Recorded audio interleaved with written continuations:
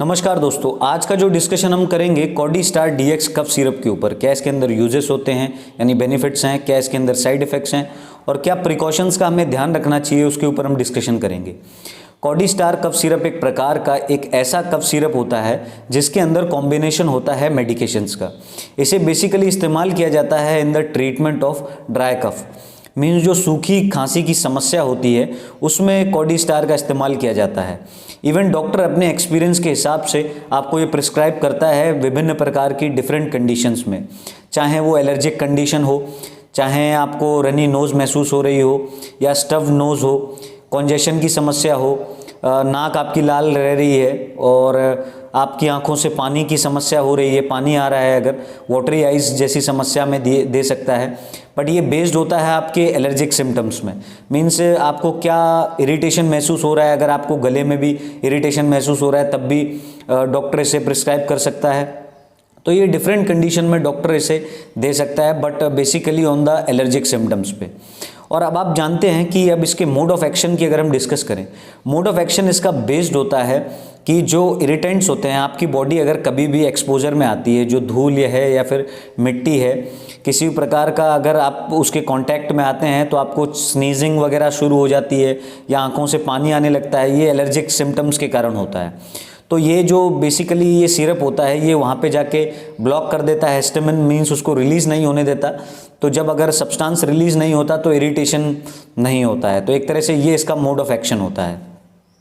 आगे अगर हम जाने कि क्या इसके अंदर इंग्रेडिएंट्स होते हैं, तो इंग्रेडिएंट्स की अगर हम बात करें तो इसके अंदर दो मेडिकेशन का इंग्रेडिएंट होता है, क्लोरफेनेरामाइन मैलिएट, जो कि लगभग 4 मिलीग्राम होता है प्रति 5 ml, और इसके अलावा डेक्स्ट्रोमेथॉर्फेन हाइड्रोब्रोमाइड होता है जो कि 10 मिलीग्राम होता है प्रति 5 ml।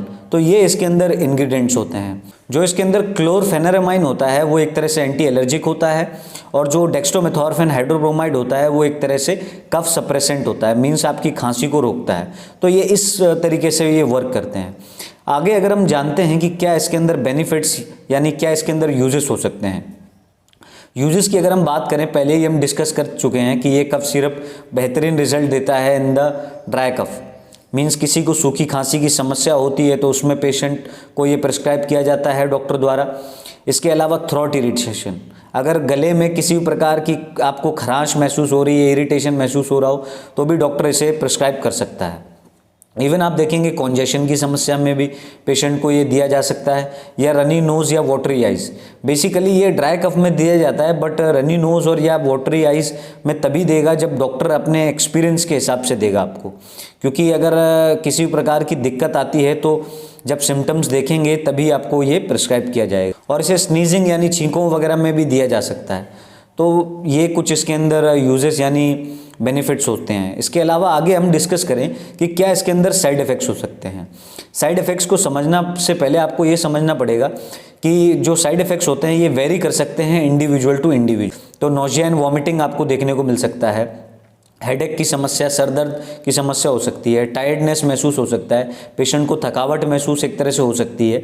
इसके अलावा पेशेंट कंफ्यूज रह सकता है, कन्फ्यूजन की समस्या हो सकती है, या ब्लड विजन या फिर ड्राउजीनेस जैसी समस्या भी देखने को मिलती है, मीन्स उसको आंखों से एक तरह से धुंधला दिखाई देता है। और तो ये इसके अंदर साइड इफ़ेक्ट्स देखने को मिल सकते हैं। इसके अलावा शॉर्टनेस ऑफ ब्रेथ, और शॉर्टनेस ऑफ ब्रेथ भी इसके अंदर साइड इफ़ेक्ट देखने को आपको मिल सकता है। आगे अगर हम डिस्कस करें कि क्या इसके अंदर प्रिकॉशंस हो सकते हैं, तो प्रिकॉशंस को जानने से पहले आपको समझना पड़ेगा कि बिना डॉक्टर के एडवाइस के किसी भी प्रकार का ना तो मेडिकेशन का इस्तेमाल, ना कफ सिरप का इस्तेमाल ना करें।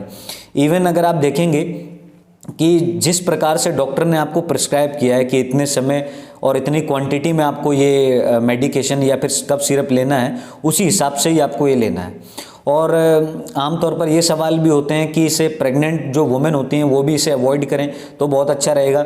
इवन जो मदर ब्रेस्ट फीड कर रही होती हैं वो भी इसे अवॉइड करें तो भी अच्छे रिजल्ट एक तरह से मिल सकते हैं। बेसिकली ये लोग अवॉइड करें तो बहुत अच्छा रहेगा। और इवन अगर आप देखेंगे कि जो लोग ड्राइव कर रहे होते हैं या ड्राइविंग के समय भी कभी कभी ले लेते हैं, तो वो इन चीज़ों से बचें। अब सवाल ये आता है कि ड्राइविंग के समय इसको क्यों नहीं लेते हैं, या फिर जो ड्राइवर होते हैं ज़्यादातर क्यों इसको प्रेफर ना करें, क्योंकि ब्लड विजन हो सकती है, मीन्स आंखों के सामने धुंधला आ सकता है। सो ये कुछ जानकारी थी कॉर्डिस्टार कफ सिरप के ऊपर। So hope you like the video. Thank you friends, keep supporting.